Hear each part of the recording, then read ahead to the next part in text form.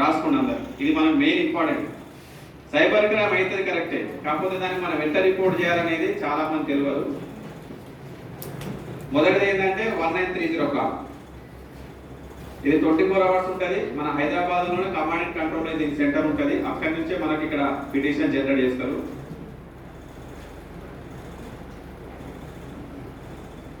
రెండవది portal www.cybercrime cybercrime.gov.in.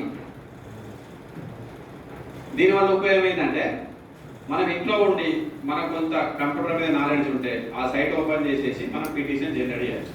Same ఇందులో కూడా ఇప్పుడు నేను చెప్పినట్టు మనకు ఏదైతే అమౌంట్ ట్రాన్సాక్షన్ జరుగుతుందో దాని యొక్క స్క్రీన్ షాట్ అంటే దాని యూటీఆర్ నెంబరు మన డీటెయిల్స్ టైప్ చేయాలి. సేమ్ ఇది ఒకటి. అంటే ఆ పిటిషన్ ఈ పిటిషన్ ఒకటే, కాకపోతే మనం కంప్లైంట్ చేసేది డిఫరెంట్.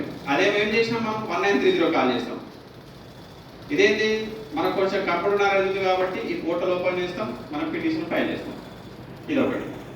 ఇంకోటి ఏంటి, మనకి ఇది కాదు ఇది కాదు, మనకు ఇంకో వాట్సాప్ నెంబర్ ఉంది, ఆ నెంబర్ కూడా రాసుకోండి. 871-267-2222. ఈ నెంబర్కి ఏంటి మనకు వాట్సాప్ కాల్. అంటే ఈ వాట్సాప్లో మనం మొత్తం ఇన్ఫర్మేషన్ పంపించినా కానీ వాళ్ళు ఏం చేస్తారు, మొత్తం అప్లోడ్ చేసేస్తారు. ఓకే.